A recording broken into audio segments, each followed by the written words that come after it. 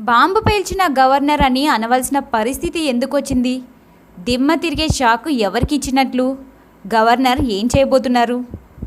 మళ్ళీ మోదీ ఏమైనా స్కెచ్ వేశారా? దానికోసం గవర్నర్ని ఉపయోగించారా? దీని వెనుకున్న అసలు నిజాలేంటి? దీని వెనుకున్న ఆసక్తికర పరిణామాలేంటి? అసలు గవర్నర్ ఎవరి కోసం ఇదంతా చేస్తున్నారు? దీని వెనుక మోడీ పాత్ర ఎంతవరకు ఉంది? ఈ దెబ్బతో ఏం జరగబోతోంది? ఈ ఆసక్తికర విషయాల కోసం ఈ ఫుల్ వీడియో చూడండి. దేశంలోని ప్రతి వ్యవస్థని మోడీ సర్కార్ ఎలా నిర్వీర్యం చేస్తోందో చర్చ జరుగుతోంది. అందుకు వ్యతిరేకంగానే బీజేపీ ఇతర కూటమి ఏర్పాటు జరగనుంది. మోడీ సర్కార్ నిర్వీర్యం చేస్తున్న ఆ కోవలోదే గవర్నర్ వ్యవస్థ కూడా.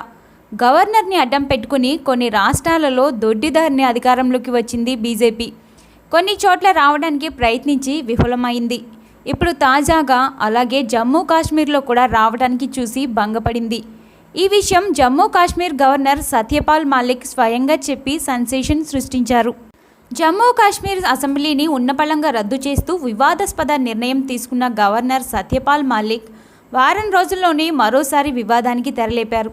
కేంద్రం చెప్పినట్లు తాను చేయలేనని, ఒకవేళ అలా చేస్తే చరిత్రలో అవినీతిపరుడిగా మిగిలేవాడినంటూ వ్యాఖ్యలు చేశారు. మధ్యప్రదేశ్లోని గ్వాలియర్లో జరిగిన ఓ కార్యక్రమంలో పాల్గొన్న గవర్నర్ మాలిక్ ఈ విధంగా వ్యాఖ్యానించారు.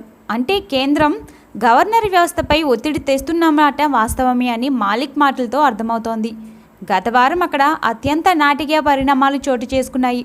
దీంతో జమ్మూ కాశ్మీర్ అసెంబ్లీని రద్దు చేస్తున్నట్లు గవర్నర్ ప్రకటించిన సంగతి తెలిసిందే. నేషనల్ కాన్ఫరెన్స్, కాంగ్రెస్ పార్టీల మద్దతుతో తాను ప్రభుత్వం ఏర్పాటు చేసేందుకు సిద్ధమంటూ పీడీపీ చీఫ్ మెహబూబా ముఫ్తీ ముందుకొచ్చిన కొద్దిసేపటికే గవర్నర్ ఈ నిర్ణయం తీసుకోవడం వివాదాస్పదంగా మారింది. గవర్నర్ ఆకస్మిక నిర్ణయంపై అటు జమ్మూ కాశ్మీర్లోనూ ఇటు ఢిల్లీలోనూ ప్రత్యర్థి పార్టీ పరస్పరం కత్తులు నూరుకున్నాయి.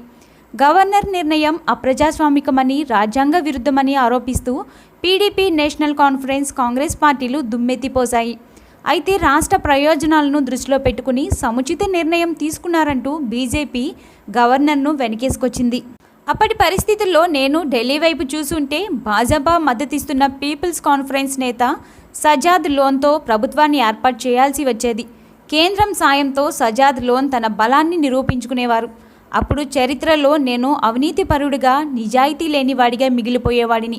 అందుకే అసెంబ్లీ రద్దు చేశానని, తాను కేంద్రం ఒత్తిడికి తలొగ్గలేదని నన్ను తిట్టాలనుకునేవారు తిట్టండి, కానీ నేను సరైన పనే చేశాను అని గవర్నర్ మాలిక్ చెప్పుకొచ్చారు.